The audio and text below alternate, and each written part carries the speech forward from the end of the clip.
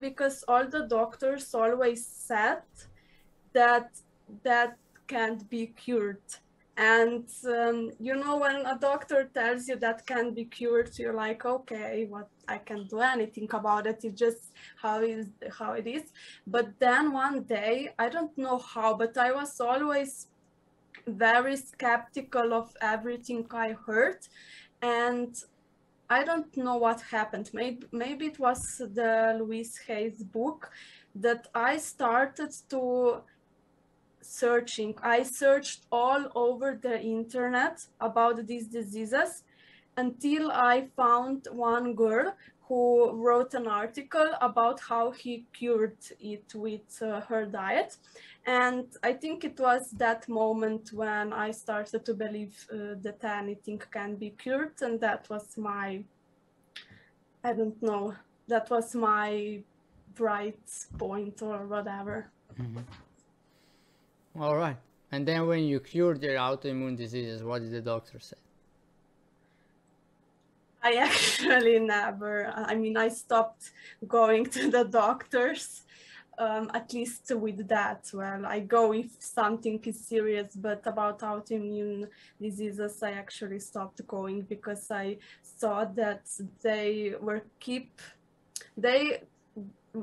giving me pills and creams that I later realized that were actually bad for me. Creams were full of corticosteroids, or what is it called, which I realized was really bad for my skin. I had no idea. And pills that were bad for my stomach, so I actually just stopped taking that. All right, then when you went to the doctor, he never asked you, hey, what about your autoimmune disease, how it is, do you need any pills, do you need any creams? Not really, because, well, actually, they were never that interested in that. I actually had quite a few troubles. I mean, troubles. It was hard for me to get to a specialist.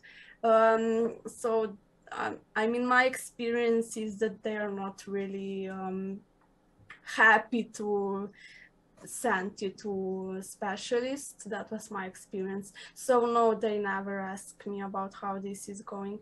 Actually, when I first thought that I have something with milk, that I'm not really taking it well, my doctor never tested me. She just says, she just said, I think you might have some kind of allergy to milk. You should stop using it. And that was it. That was all I needed to hear. And she never talked to me again about it. All right. Trying to get my mind right around it. So they're there to cure you, but for them it exists like it's incurable, and then it's like it might be. So maybe just for everybody who's watching or will watch later on, it's just like do you know which diseases did you have per se? Yes, the first one was psoriasis. So I think it's psoriasis in English. And the second one I developed was vitiligo. That's white circles around my eyes and in hair. And the third one was allergy. And it stopped because you changed your nutrition? I don't know, maybe.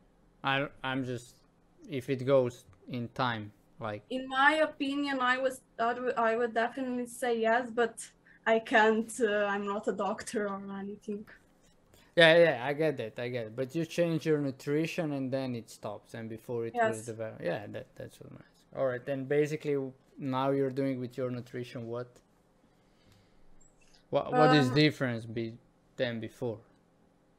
The first thing that I stopped was using dairy, so milk and everything that's connected with milk.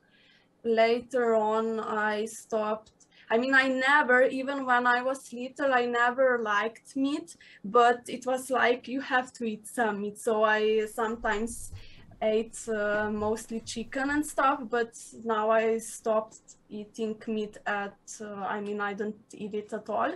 And what else? I think that's mostly it. And in a couple of months, I mean, now for a couple of months, I started to adding much more, how is it said? Whole food. So you mean like buckwheat and I don't know, stuff like that. Yeah.